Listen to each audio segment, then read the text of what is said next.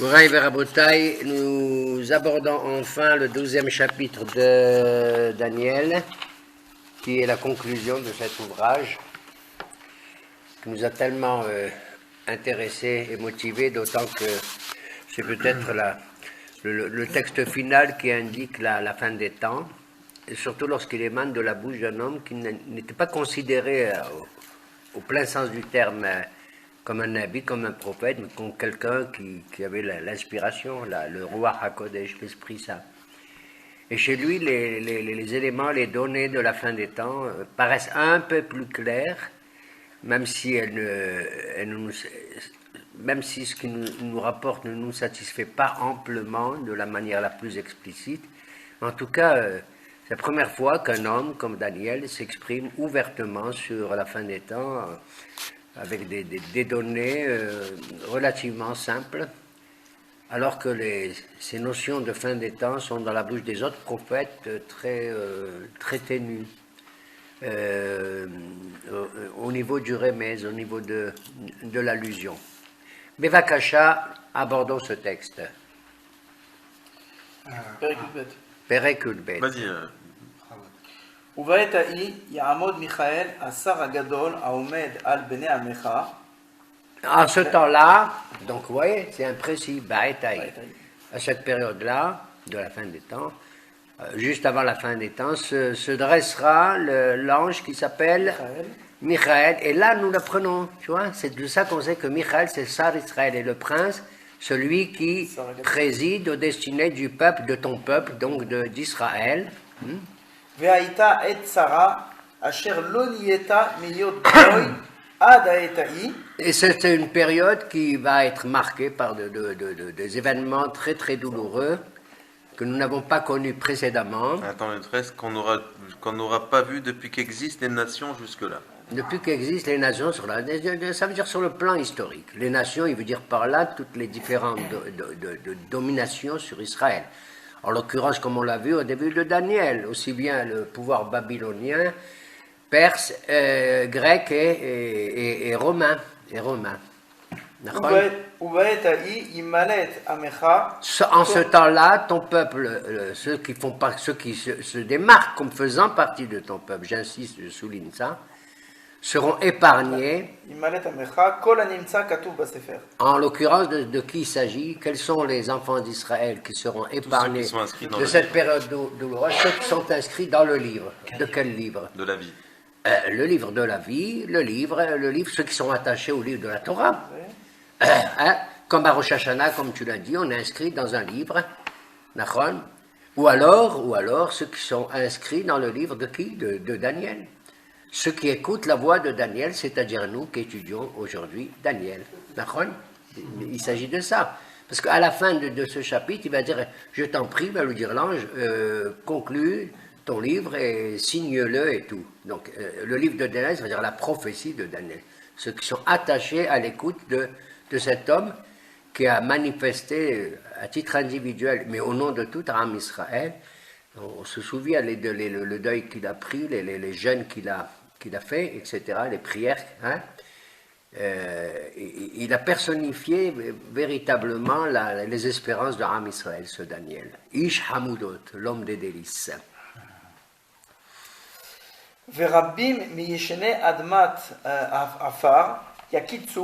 Nombreux sont ceux qui sont couchés dans la poussière se réveilleront. J'adore cette expression. De qui il parle? Qui c'est ceux qui dorment dans la poussière? Les morts. Eh bien, il n'a qu'à dire les morts. Ben oui, on parle de tzadikim, non? Alors, il dit, on parle de nous. On est tous des tzadikim. Ce que je veux dire, c'est il n'emploie pas le mot les morts, parce que la notion de mort sera abolie, pour ainsi dire. Un. Et deuxièmement, il désigne par le mot mita, la mort, ceux qui dorment dans la poussière. Là, c'est le neveu de Jean-Luc qui est venu, Jean-Luc Tutou. Ah là là, rahmou. Alors je dédie Mouraï Rabotaï à la mémoire de Jean-Luc, c'est le fils Chantal. Ouais, c'est le fils Chantal, c'est le plus grand. Eh ben oui, et notre cher Gizbar, qui nous a quittés comme ça, d'une manière... Eh ben, il est rentré au moment justement où on dit ceux qui dorment dans la poussière. Tu entends? Ouais, c'est là. Rabbi Mishene Afar. Juste on disait ça. Tiens. Dis ça à Daniel. Ceux qui dorment dans la poussière. Comment on appelle dans la prière et dans la Hamida, on dit aussi. Comment on dit Elohim Avotinu Abraham, Mishene Afar. Ceux qui dorment. Eh ben, cette expression, regardez, de la prière est tirée de Daniel 12. Mais c'est pas pour les Regarde tzadikim. Daniel. C'est pas pour les tzadikim qu'on dit ça, parce que l'onikraim gam Oui, mais les tzadikim, Baba, toi dans ta tête, les tzadikim, tu crois que c'est des admorim. Non. Non. Les tzadikim, excuse-moi de te le dire sans te froisser, c'est toi, c'est moi et c'est lui. Un tzadik au niveau formel et légal, selon Harambam, c'est un bonhomme qui a un peu plus de la moitié de misvot et le reste il fait des bêtises. T'as compris? C'est ainsi qu'on est inscrit dans le fameux livre de la vie. C'est ça qu'on appelle un tzadik. Au-delà de la notion de tzaddik, oui, ça existe, ceux qui ont, vivent d'une manière plus parfaite, ça s'appelle un hassid. Je ne pense pas aux hassidim de nos jours. Je parle au hassid en tant que qualificatif tel qu'il est mentionné dans le Gemara, dans le Talmud et dans l'esprit de Hazal. D'accord? Un des grands hassidim qui est appelé comme ça, qui c'est? On va parler de lui, si Dieu veut, la semaine prochaine. Qui c'est le grand hassid qu'on connaît? Alain Dahan. Hein? C'est David Amelech. Nekuda. Il y en a d'autres. Mais c'est celui, dans la Gemara, on dit, celui qui voit le livre des Tehillim en rêve, ou celui qui voit David Amelech, peu importe comment tu l'imagines. Tu as le droit de t'imaginer David Amelech, Nekra Hassid. Tu as compris? Celui qui voit David Amelech ou qui voit le livre des Tehillim, il s'appelle, c'est un Hassid. C'est beau ça. C'est extraordinaire. Comment l'influence de David, on parlera de lui si Dieu veut la semaine prochaine, avant d'étudier quelques psaumes, d'accord? Entre nous, si vous voulez bien. Et donc, tu vois, l'Ishene Afar, ceux qui dorment dans la poussière, c'est une expression qui a été employée et utilisée pour la Hamida. Quand tu parles d'Avot, tu parles de Yeshene Hebron. Yeshene Hebron, Yeshene Afar, exactement. Et un Mephara Shabbat dit, tu sais, c'est comme si, l'image est un peu forte comme ça. Il dort, mamache. C'est comme si tu vois un enfant ou un bébé qui dort et tu sais qu'il va se réveiller, Bezrat Hashem. Tu comprends? Il dit, c'est exactement.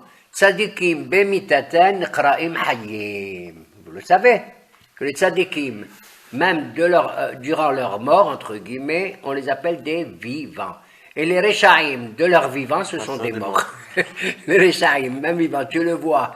Il fait du tennis, il fait n'importe quoi, ça s'appelle un maître, parce qu'il n'est pas attaché au Eitz Hayim, il n'est pas attaché à l'arbre de la vie. Ok?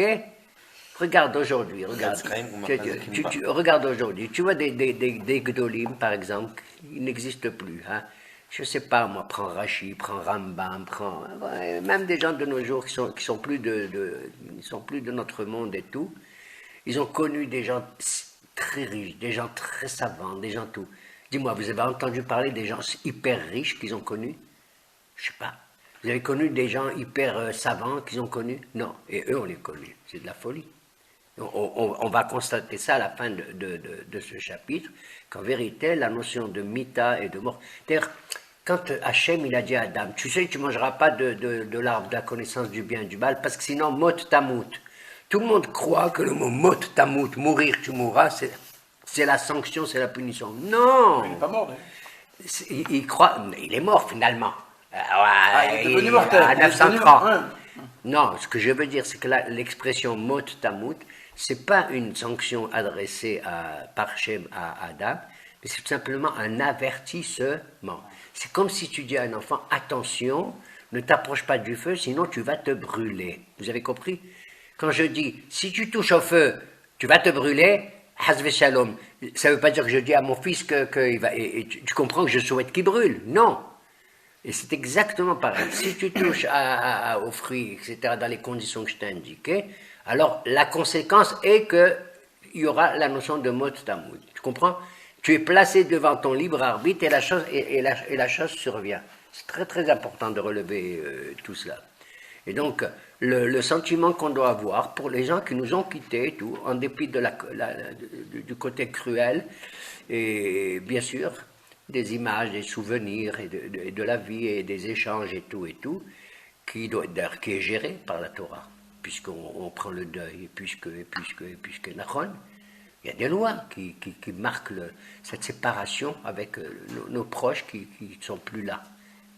Parce que nous intégrons cette séparation et tout, mais cette séparation, elle est à un certain niveau sans plus, c'est ça qu'on veut te dire. Cette séparation, c'est au niveau je dirais presque du gouffre, et encore même, ce gouffre, ça s'appelle Yeshene Afar, puisqu'il va être soumis très prochainement, Be'ezrat Hashem, à Tchiyat HaMetim. Daniel est le seul parlant de cela de manière claire, et on va le voir dans ce chapitre. C'est ce qui fait la grandeur de ce texte, Baruch Hashem, qu'on a étudié et qu'on va conclure aujourd'hui. Vous comprenez? Et donc, ici, il le dit, et qui c'est qui lui parle? C'est pas n'importe qui, c'est l'ange Michael, l'ange de ta nation, des enfants de ton peuple. Maintenant, tous ceux qui sont inscrits dans ton livre, dans le livre, peu importe, parce que le livre en hébreu, comment on dit un livre en hébreu? Sefer, hein? Ça veut dire Sefer, a la même valeur numérique, la gematria, que le mot Shem, le nom. Shin même, c'est 340. Sefer, c'est aussi 340, d'accord? Voilà pourquoi des fois on offre un Sefer Torah au nom de quelqu'un et tout. Le nom d'une personne, c'est pas son identité, c'est le but et la raison pour laquelle il est venu dans ce monde, pour le Sefer, d'accord? Quand je dis Shem, les Shemma, pourquoi, en raison de quoi, quelle est ta venue sur terre, etc. C'est le mot Shem ici. Donc ceux qui sont inscrits dans le Sefer, ça veut dire ceux qui ont tenté, avec toutes leurs possibilités, leurs capacités, d'obéir à la mission que Dieu leur a donnée, c'est leur nom, c'est leur Shem. Vous avez compris? C'est ça que ça veut dire. Et leur Shem est en parallèle, comme on dit dans la Gematria, ça veut dire en parallèle avec le mot Sefer. Ce que je te demande, je ne t'ai pas demandé, monsieur, et toi, d'être Moshe Rabbeinu, ni toi, d'être Abraham Abinu. Je ne t'ai pas demandé. Comme il a dit un grand chassid qui s'appelle Rabbi Zushia. Il a dit, moi je suis Zushia. Le jour où je monterai dans le ciel, si le bon Dieu et le Beddin de l'âme dit, dis-moi, tu n'as pas été capable d'être comme Moshe Rabbeinu, je saurai quoi leur répondre.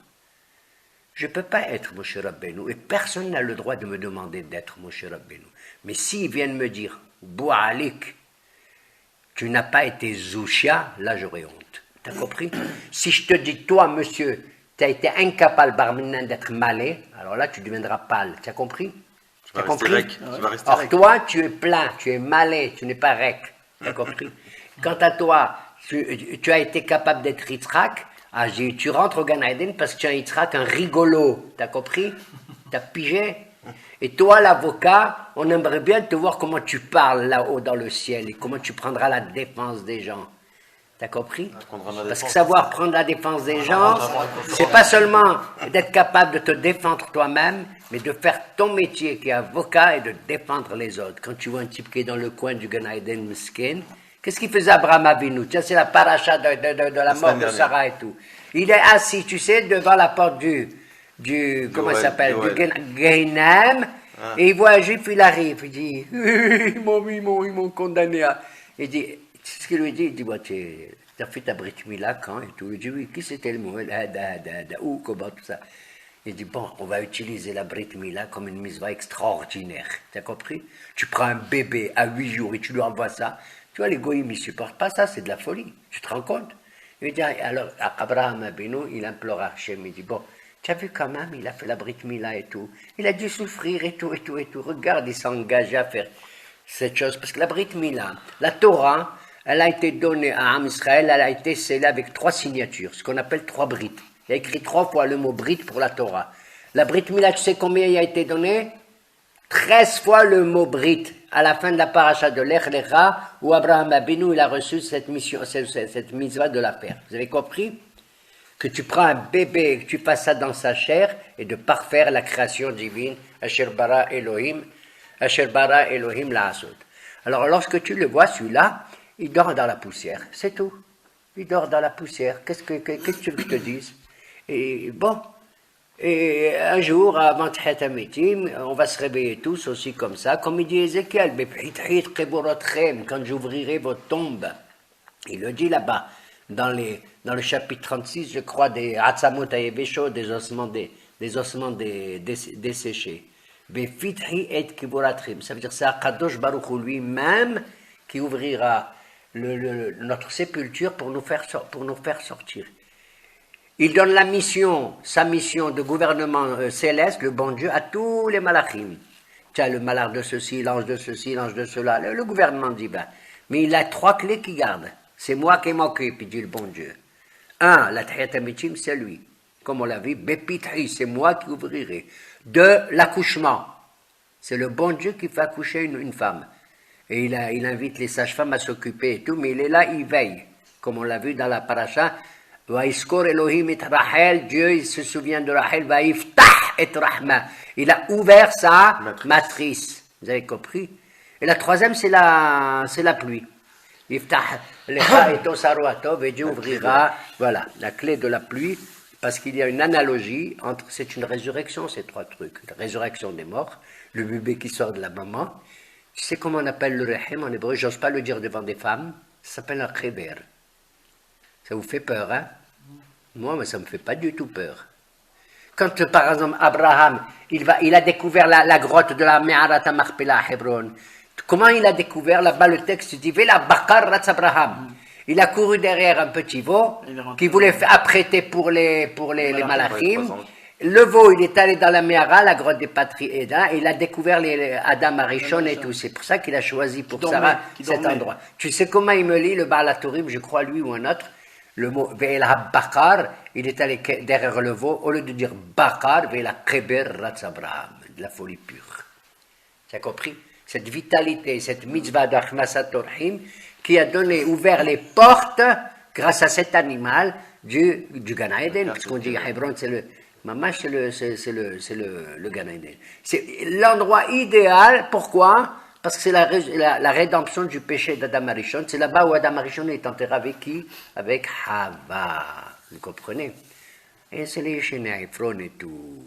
Voilà pourquoi cette notion de séparation du gouffre avec celui qu'on a aimé et tout, celle qu'on a aimée, doit être considérée, partagée au-delà du deuil. D'ailleurs, ils disent 3 jours pour pleurer. On peut pleurer plus, bien sûr. Mais là, elle te dit, si tu as pleuré, n'empêche pas quelqu'un de pleurer, même pendant 3 jours successifs. Après les 7e jours, les 7 jours de Avelout, il y a des lois. Il ne faut pas manger comme ça, il reste à la maison, bon, etc. Mais après, ça va lentement. Après, on s'élève petit à petit à comprendre que la Neshama est encore là, que le Ruach il est encore là, etc. Et même le Nefesh, comme il dit ici Daniel, il est chéné Afar, ceux qui dorment dans la poussière. Ceux qui dorment dans la poussière. Il dit, il y a 4 sortes de morts. Mais Hachem, il nous donne la mort idéale, pour ainsi dire. Elle porte 4 noms. Tu sais où je la prends? Dans la paracha d'aujourd'hui. C'est quoi la paracha d'aujourd'hui? Sarah. Abraham, il a enterré sa femme, oui ou non? C'est grâce à elle qu'on a le droit de propriété d'Israël. Je n'ai pas le temps d'expliquer pourquoi le droit de propriété, il passe à travers la mort de cette femme. C'est de la folie pure. Quoi, Abraham, il n'a pas un endroit pour enterrer Sarah? Il a besoin de négocier, de payer 400 millions. 400 shekels, le shekel de l'époque. Vous savez, ce n'est pas un shekel, vous rigolez, vous croyez. Ce n'est pas le shekel de maintenant. D'accord? C'était une fortune. Là-bas, le Kliakar, il explique. Il a dit il y a 4 sortes de séparation du corps qui portent 4 noms. Comme les 4 noms de cet endroit. C'est quoi? C'est Mamre, au nom de Elon et Mamre, Eshkol, Kiryat Arba et Hebron. On connaît les 2, surtout les 2 derniers. D'accord? Mais il y a la mort sous forme de Mamre. Elle est un peu dure. Tu as la mort de Eshkol. Elle est un peu dure aussi. Je ne vais pas aller dans les détails. Tu as maintenant Kiryat Arba qui s'appelle la mort où les 4 éléments du corps humain se déconnectent, se libèrent. C'est quoi les 4 éléments principaux? Le feu, l'air, l'eau et la poussière. D'accord? Et l'air et le feu et la terre. D'accord? C'est les 4 éléments qui se décomposent et qui vont se réassocier plus tard. Et tu as le dernier élément, c'est Hebron, le Hibour. Le Hibour, c'est quoi? Du Gan Eden d'en bas avec le Gan Eden d'en haut. Huwa Hebron, c'est pour ça qu'il a choisi, pour ça qu'on dit Vatamot, Sarah Bekirat Arba, et Hi Hebron. Voilà comment elle est partie, t'as vu?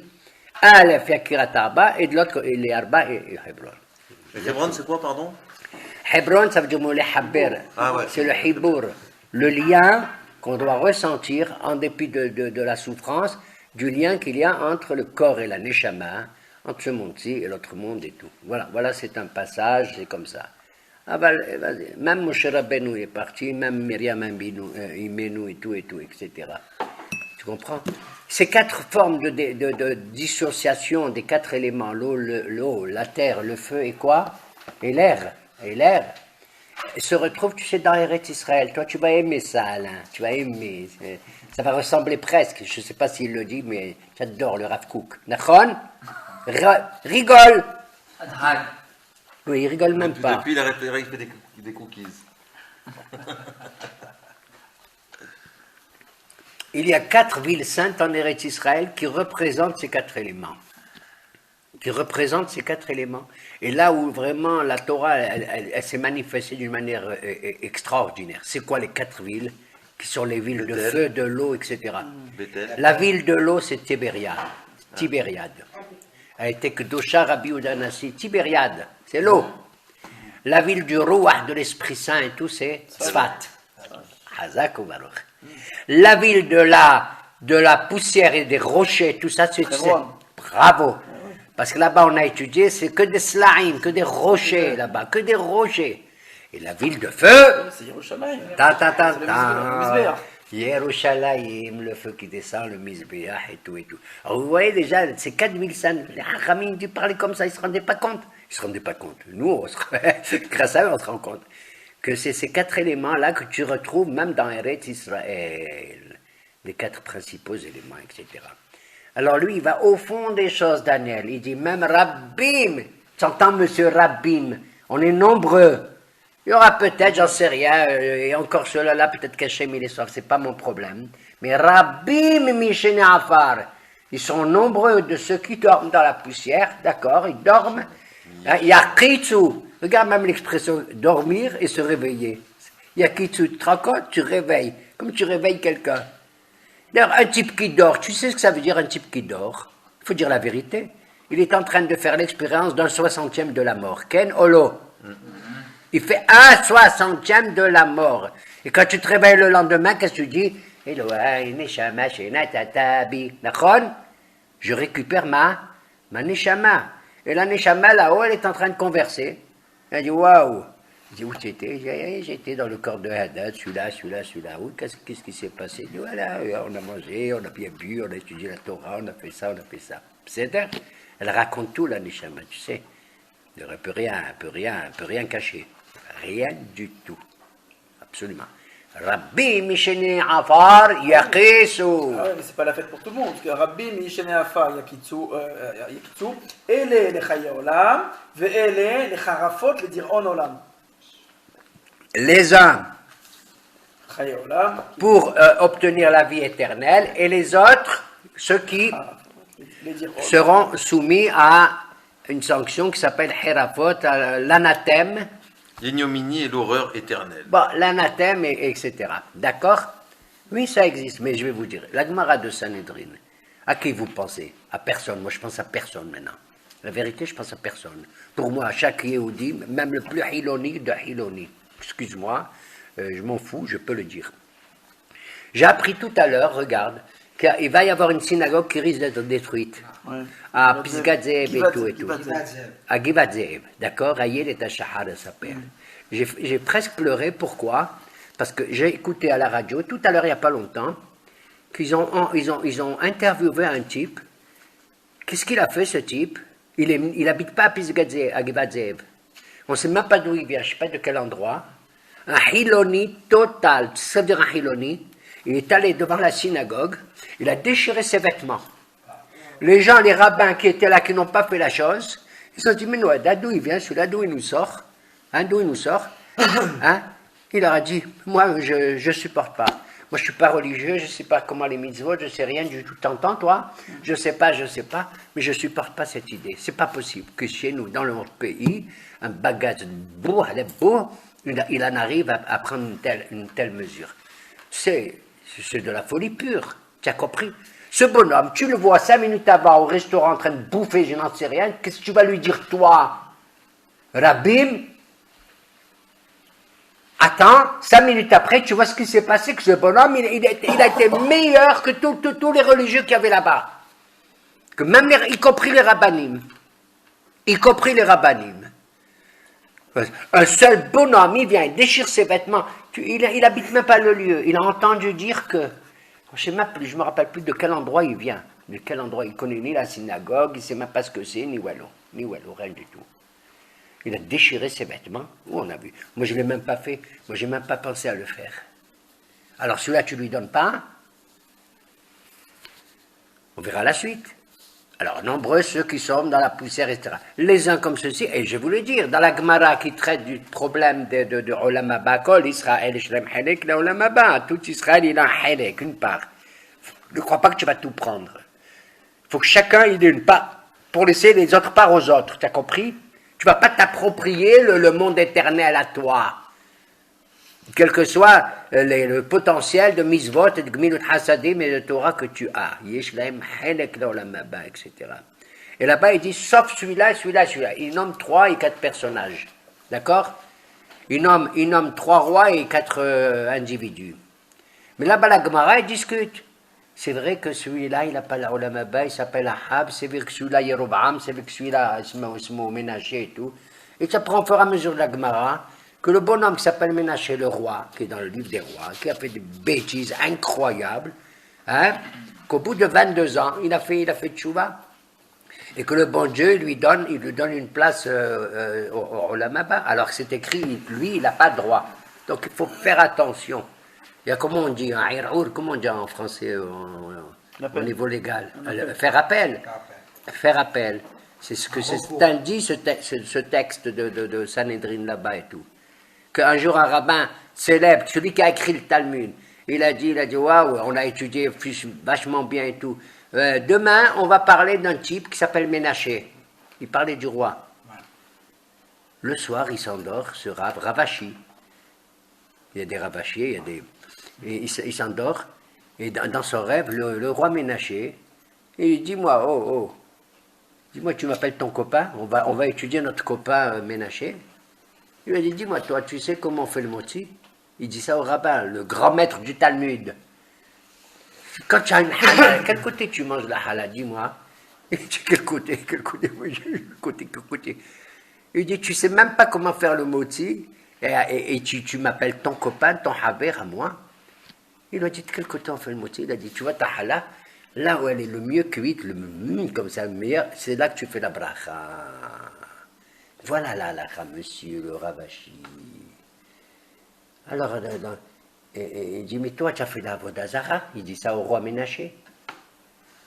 Il lui dit, tu sais, si tu avais vécu de mon temps, ne te permets pas de juger, tu aurais soulevé ta gandora, parce qu'ils s'habillaient avec les gandoras, les djillabab, les rabbins, hein, ta glima, et tu aurais couru pour faire la Vodazara avant moi. Alors tais-toi. J'ai trouvé ce texte magnifique. Il est écrit, regarde-le dans Sanhedrin. T'as compris? C'est pour ça que tout ce qui touche à ce genre de choses, même quand on lit des mots, des expressions un peu dures, il faut savoir les prendre avec beaucoup de retenue, de recueillement. Tout à fait. D'accord? Ok. Alors...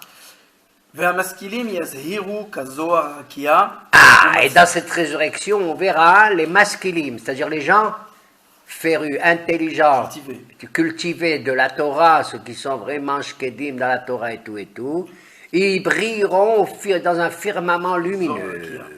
Que Zohar, tu as vu le mot Zohar, il est là. Tu as vu d'où vient le mot Zohar? C'est de la folie, Daniel. Que Zohar harakia, comme la luminosité d'un firmament clair. Tu vois, comme ça, tout ça. Ça, c'est les gens qui étudient la Torah et tout, tu vois. La splendeur. La splendeur. Et puis... Mais les matzdikei arabim, comment ils disent eux? Ceux qui ont redirigé la multitude dans le droit chemin. Matzdikei arabim. C'est pas des rabbins. Les masculimes, ceux qu'on vient de parler maintenant, le firmament lumineux. Tu peux dire c'est le Hadmor, c'est le rabbin, c'est le gadolador, c'est les sages. Et qui c'est les matzdikei arabim? Les gens qui s'occupent des autres. Tu vois ce que je dis? C'est le petit mec qui enseigne à l'école au Talmud Torah pour des enfants. C'est le petit mec qui s'occupe de la synagogue, comme Jean-Luc. Tu entends? Il faisait partie des meubles. Qu'est-ce que tu crois? C'est un grand intellectuel, Jean-Luc? Tu m'écoutes? Qu'est-ce que tu crois que c'était quoi? Mais ce qu'il faisait, C'était 1000 fois mieux que les masculines. Je vais te le prouver là, je vais te le prouver. C'est Bessaad Hagaon qui le dit. Matzdike Harabim, qu'est-ce qu'ils sont? Kekochavim le'olam wa'ed. Ils sont comme les étoiles pour l'éternité de l'éternité. Pourquoi tu me compares ça? L'écran lumineux des tzad masculines, ça se voit. Waouh! Gros film, beau film, l'écran. Mais les autres, ils sont comme des kochavim. Excuse-moi, c'est Matzdike Harabim. Ils sont comme. Qu'est-ce que c'est qu'une étoile? Moi, j'ai envie de rigoler. Moi, je marche tout le temps, je ne vois pas les étoiles. Qu'est-ce que tu vois, toi, d'une étoile? C'est tellement petit, il aurait du tout. Ça t'éclaire, toi, une étoile? Hein? Non. Et plus tu t'approches, et plus tu t'approches, et plus tu t'approches, qu'est-ce que tu vois? Wali, que la petite étoile que tu voyais, qu'elle est minus, vaut rien. Elle compte pas dans ta vie. Qu'est-ce que c'est? Elle est 1000 fois plus grande que qui? Que le soleil. Oui ou non? Elle est 1000 fois plus grande que le soleil. Si tu t'approches d'elle, si tu vois effectivement ce que c'est. C'est exactement la différence qu'il y a entre les masculines, les intellectuels, comme nous, comme moi, et les Matzdike Harabim, les Gizbarim, et tous ceux qui font du bien et du gmah et tout, qui s'occupent à droite et gauche, faire des mitzvot et tout. Eux, ils sont les Olam Bain comme des Kochavim. Ils ont l'air de rien. Mais ils ont l'air de rien. Moi, j'allais à la synagogue, papa, le rabbin, il est là. Tu vois un peu le topo? Jean-Luc, il venait, il n'y avait pas pam. Il n'était pas plus important que le meuble, que la porte, que la lumière, et que je ne sais pas quoi, et que le sidourim qu'il mettait. T'as compris? Maintenant, les deux, ils vont. Le maskil et le Matzdike Harabim. C'est Daniel, tout ça, c'est pas moi, c'est Rabbi Saadia Gaon. Ils vont les deux au Gan Eden. Monsieur le maskil, ah oui, les anges, wow, 80%. 80 sur 100, c'est une bonne note, Nahon. Monsieur le Gizbar, combien vous avez? Voilà, 40. Quel 100? Il a 40. Quoi, il n'est pas plus qu'un rabbin, ça ne va pas la tête, non? Pas exagéré non plus. Seulement on continue, il y a un ange, il arrive, il dit oui, mais attendez, il a 40 lui. Mais vous avez oublié, il y a encore des carnets à côté sur lui. Quel carnet? Il y a des autres qui sont au Gan Eden. Monsieur X, Monsieur Y, Monsieur Z, Madame Flirnet, Madame Ploni. Il dit excusez-nous, nous ce bonhomme-là, c'est grâce à lui qu'on a une synagogue. Ah oui? Ajoutez 10%. Le deuxième, il dit attendez, excusez-moi, c'est grâce à lui qu'on a pu faire le Esger. Attends, c'est grâce à lui, le troisième, qu'on a fait le Srodash Rishit à la synagogue. Il est allé le vendredi à faire les courses comme un imbécile, cet homme-là. Un imbécile, ajoute-lui 20%. Qu'est-ce qui s'arrive? Il arrive que le bonhomme qui est Matzdike Harabim, il a 250%, et le rabbin célèbre, intelligent et tout, il a combien? 80%. Qui c'est le plus grand? T'as pigé? Et l'autre? Les Olam Wa'ed. Les Olam Wa'ed, c'est ça que ça veut dire. C'est le Bessadia Gaon qui parle, c'est pas n'importe qui. C'est pas n'importe qui. ואתה דניאל, סתום הדברים וחתום הספר עד את קץ. Et toi, Daniel, lui dit l'ange, Stom et Devarim. עד את Tu vas קץ. sceller ces paroles que je te dis, c'est-à-dire qu'elles ne soient pas compréhensibles, jusqu'au moment, au temps de la fin, עד את קץ ישוטטו רבים ותרבה הדעת. où tout le monde va essayer de comprendre. Les chotettes, ça veut dire d'être comme ça, à garde, d'aller à droite, à gauche, pour essayer de comprendre où on en est dans l'histoire, dans le temps, dans l'espace et tout. C'est ce qu'on vit actuellement. D'accord? Mais petit à petit, Tarbea Hukma, la sagesse grandira lentement. Il y aura des gens à droite, à gauche et tout, qui vont essayer de nous éclairer dans cette fin des temps et tout. Mais même s'ils le font avec beaucoup d'imprécision. Et c'est la conclusion de ce chapitre, c'est l'imprécision encore. Moi, je veux vivre dans l'imprécision. Parce que je vous dirais que cette donnée de la fin des temps n'appartient pas ni à mes mathématiques, ni à ma science, ni à tout ça. Pas du tout. Je voudrais qu'elle soit dans le décret divin, dans la volonté divine, dans son ratson depuis l'origine des temps. C'est lui qui a fait l'origine des temps. C'est moi j'ai fait quelque chose. C'est à lui qu'appartient aussi la fin des temps. Ani Adonai Eloshanichi. Je suis l'Éternel, je n'ai pas changé, il n'y a pas de changement en moi et tout. Tu as compris? Et moi, on ne va pas me traiter de vieux. Je ne suis pas, dit l'Éternel, frappé par la vieillesse. Elle a rigolé avec lui, Sarah, quand ils lui ont dit, tu sais, tu vas avoir un fils à l'âge de 90 ans et tout. Vous vous rappelez? Elle a rigolé. Et le bon Dieu, il a dit à Abraham, tu sais ce qu'elle a dit? Elle a dit, comment moi, à mon âge et tout, je vais avoir un enfant, c'est pas possible. Va à Donizaken, et mon maître, il est vieux. Quand il a dit ça, le bon Dieu à Abraham, il n'a pas pensé qu'il dit ça, qu'elle a dit à son mari, va à Donizaken. Elle a dit, tu as vu ce qu'elle a dit, Sarah? Mais en rigolant, bien sûr. Mon maître, qui c'est Adonis? C'est le bon Dieu. Et mon maître, à moi, le bon Dieu, il est vieux. Être vieux, ça veut dire être dans la capacité de... T'as compris? C'est un texte fabuleux là-bas de cette paracha, de la folie pure, comment Sarah, elle rigole à l'intérieur d'elle-même, dans ses viscères, dans ses entrailles. Sarah Bekerba. C'est de la folie pure, comment un événement, un nez pareil, se fait dans son subconscient. Elle ne savait même pas qu'elle avait ri. D'où je sais qu'elle a pas ri, elle a raison. Le bon Dieu lui dit, mais tu as ri. Vous vous rappelez ce texte? Elle a dit, l'autre sahakti, j'ai pas ri.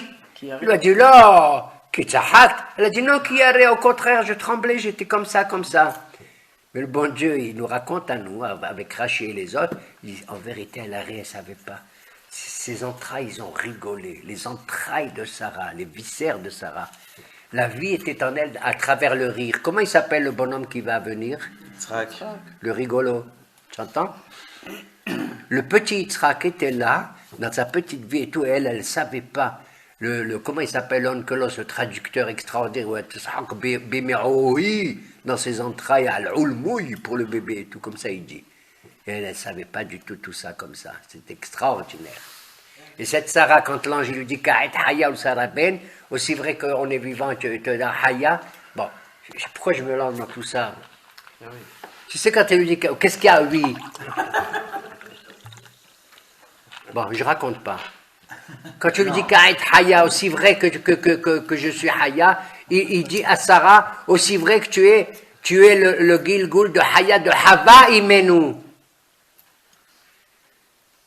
Parce que Haya, Hava, à cause d'elle, il y a Be'etzvi Tildibanim, dans la douleur tu accoucheras, patati patata, patati patata.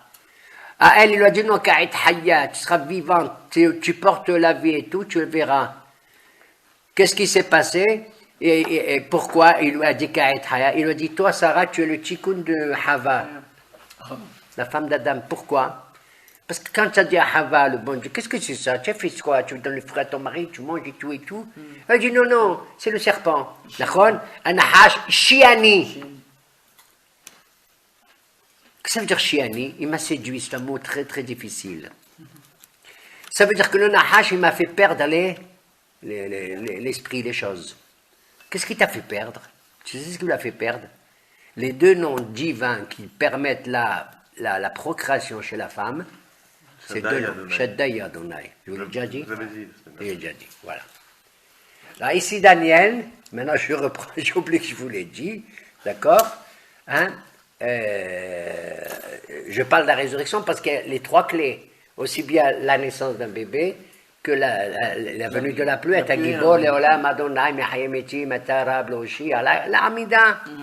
Et on parle de la pluie, Mashibaru, Amulda Geshem, etc. Et puis, ça, ici, la résurrection des morts. Continue. וראיתי אני דניאל, והנה שניים אחרים עומדים אחד הנה לשפת היאור ואחד הנה לשפת היאור. Et j'étais que l'ange me parlait, au nom de Michael et tout, et j'ai vu moi, à droite du fleuve, Yehor, un autre personnage, un ange, et à l'autre côté, un ange qui se faisait passe. Hein? Prudent, c'est que c'est un ange. Shnaim Acherim, c'est quoi? C'est les rabbins qui m'ont dit ça. Deux autres quoi? Pas des renards. Il parle à un ange et dit j'ai vu deux autres anges. T'as compris? J'ai vu un là à droite, là à gauche. On ne sait pas qui c'est. Le même Hacham, je ne sais plus lequel, il dit tu sais qui c'est ces deux anges qui sont intéressés de savoir quand c'est la fin des temps? Devine qui? C'est l'ange de l'islam et l'ange de la chrétienté. Édom et Ishmaël. La folie pure. Eux aussi maintenant, ils vont se réveiller. Il faut dire, ma purée de purée, c'est la fin des temps. Ils regardent Daniel, ils regardent l'ange là-haut et tout, qui parle avec l'ange en haut. Et ils sont des deux côtés, ils ne sont pas en haut. Ils sont là. Chaque nation du monde, elle a son ange tutélaire, son génie. Vous le savez. Il y en a combien? Il y en a 70. Parce qu'il y a 70 nations. Même si aujourd'hui il y a plus de nations, mais en vérité, typologiquement, il n'y en a que 70.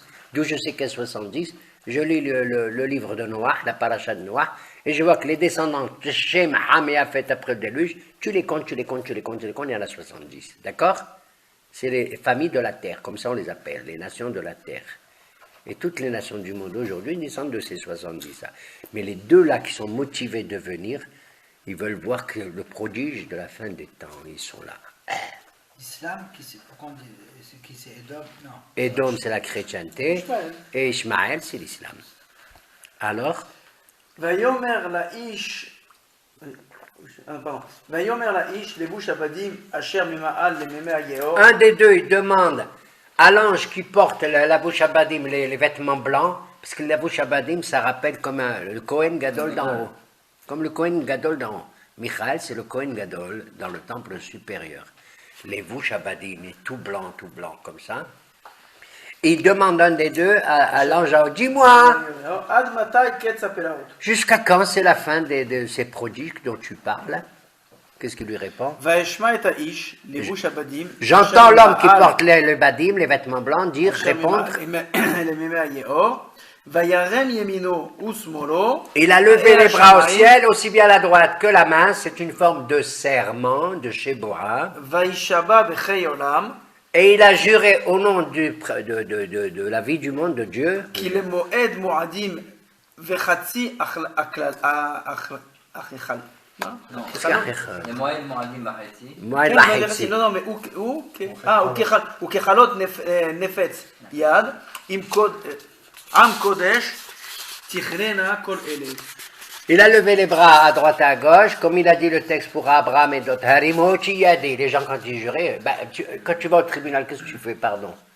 Tu lèves la main, levez la main droite et jurer. D'où ça vient? Vous savez d'où ça vient?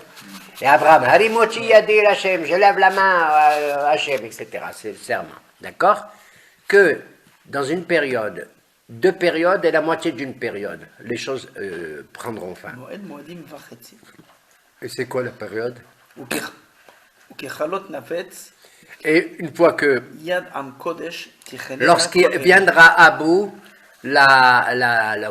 l'expansion du peuple saint, de nous, Baruch Hashem, qu'on est venu ici, on est dans le stade de l'expansion, et à ce moment-là, il y aura des petits... Quoi? תכננה כל אלה. Tous ces événements terribles, c'est l'allusion probablement, selon certains, à la guerre de Gog et Magog, qui pourrait intervenir, d'accord? Dont parlent, entre autres, Yahezkiel et Zecharia, qu'on évoque souvent dans nos Haftarot, d'accord? Et il dit ça à qui? Aux anges des deux là en bas. Une période, 2 périodes et une moitié de période. Dis-moi, tu as compris quelque chose, toi? Non. Je crois que Daniel, il a compris.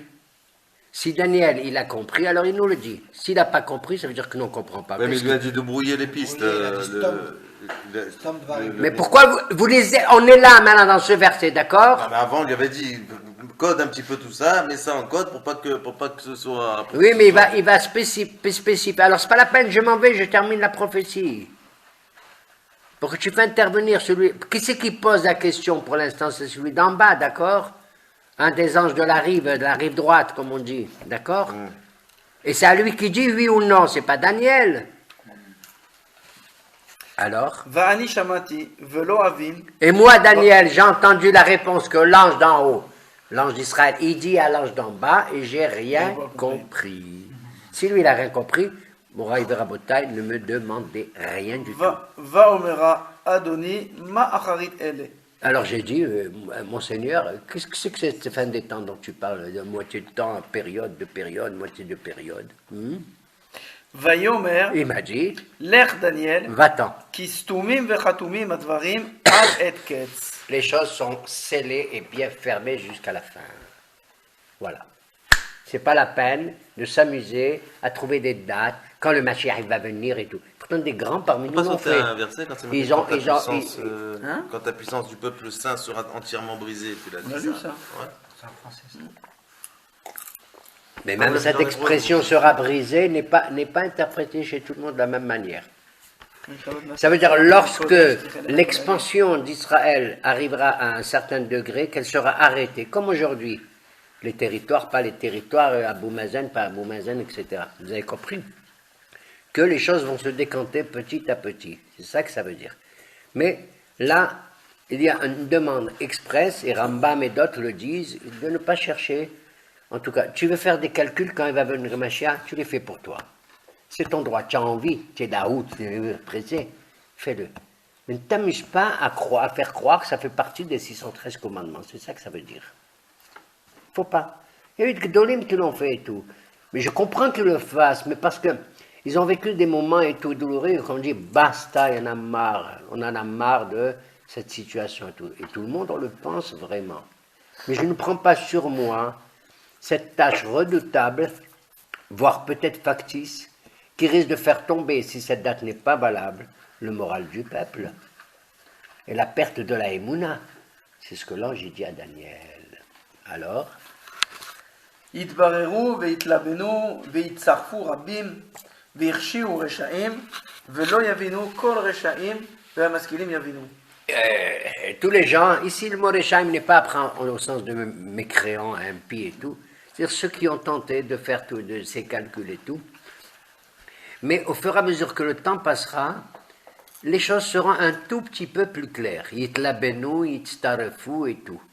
On est encore un tout petit peu, Baruch Hashem pas tellement, mais enfin de moins en moins, on était dans le brouillard, on sort pour ainsi dire du brouillard, et les choses vont s'éclaircir lentement. Mais tu comprends? Donc il y a une prudence à ne pas s'avancer sur cette date-là fatidique et attendue de la fin des temps. Et cette fin des temps, dans l'esprit de Daniel, vous avez vu, il ne parle pas du Mashiach, il ne parle pas de ça. De quoi il parle? Il a dit dès le début, de Tchiyat HaMetim. C'est le seul personnage qui parle de Tchiyat HaMetim de manière très claire et évidente. Aucun ne parle. Il n'y a aucun avis ne parle. Tous les arguments qu'on trouve dans la Gemara et aussi de Sanhedrin, tiens, concernant Tchiyat HaMetim, ne sont que des allusions, des Xerot Shavot, des analogies, etc., des Kalva Homer. D'où je sais que Aaron il va ressusciter, Aaron le frère de Moshe, dit le texte, d'où je sais qu'Aaron il va ressusciter, Aaron, mais d'où je sais, c'est une allusion. Il est dit que les offrandes, les terumotes et tout ça que vous allez offrir et tout, dans le temple et tout, vous les donnerez à qui? À Aaron, le Kohen. Mais il est mort, dit la Gemara. Oui, vous le donnerez à Aaron. De là, j'apprends, dit la Gemara, que Aaron, il va ressusciter, puisque je vais lui donner les terumot. T'entends?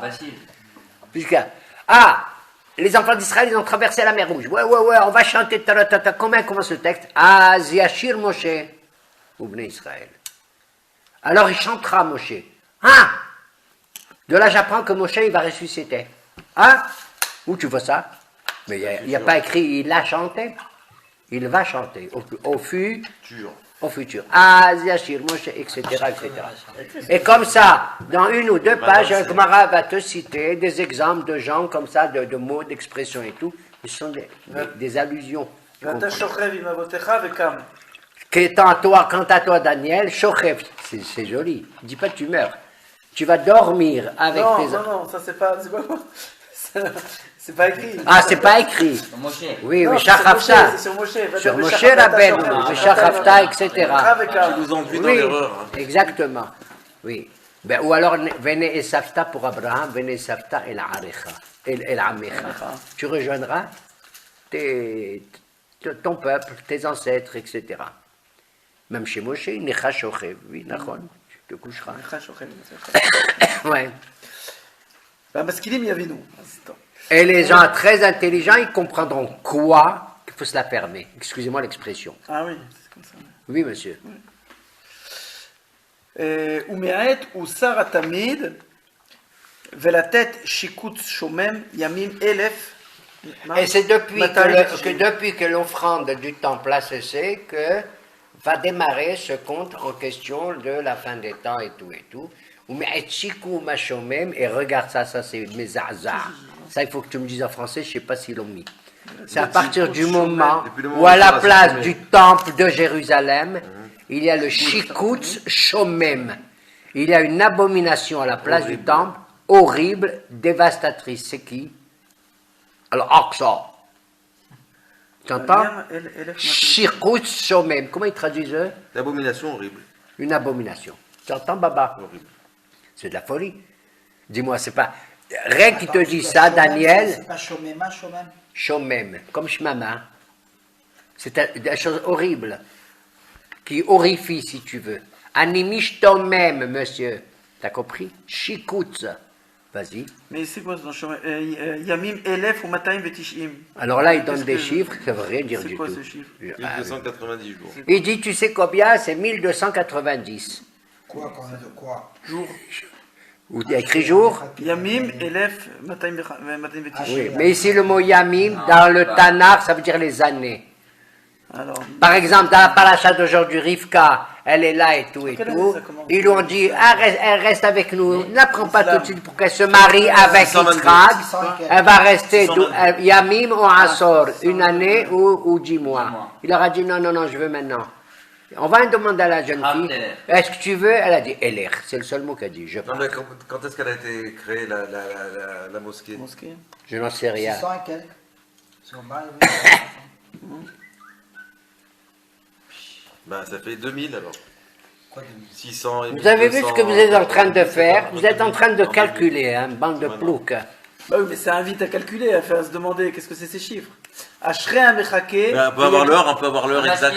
Daniel n'a rien pigé. L'ange lui a donné un chiffre, on ne sait pas si c'est année, jour, tout ça. C'est pas parce que Daniel Moi, je comprend pas pense que que nous, c'est on comprend année, pas, quand même. d'autant que c'est pas le seul chiffre, il continue de dire un autre chiffre. Oui, Continue. Ashrei Amechake, Veyagia le Yamim, Elef, Shlosh Meot, Shloshim Vechamisha. Heureux, celui qui attendra 1345. Non, 1335. 335. 45 ans plus tard. Au début, il dit 1290, après 1335, d'accord? N'oublions pas qu'au chapitre 8, c'est une autre affaire, il parle là-bas de 300 ans, je crois. D'accord? Tout dépend à partir de quand tu vas calculer. C'est ça. J'ai appris le Malbim, qui est un grand méfarège du Malbim. Tanakh, sur ce sujet-là. Et lui, il te donne un tas de possibilités. Tout dépend, et tu dis à partir du quand tu vas calculer ces chiffres-là. Si c'est à partir du roi un tel, si c'est à partir d'un du temple, si c'est à partir de cela, etc. etc. Rachi aussi, il fait pas des calculs, mais il essaie de comprendre.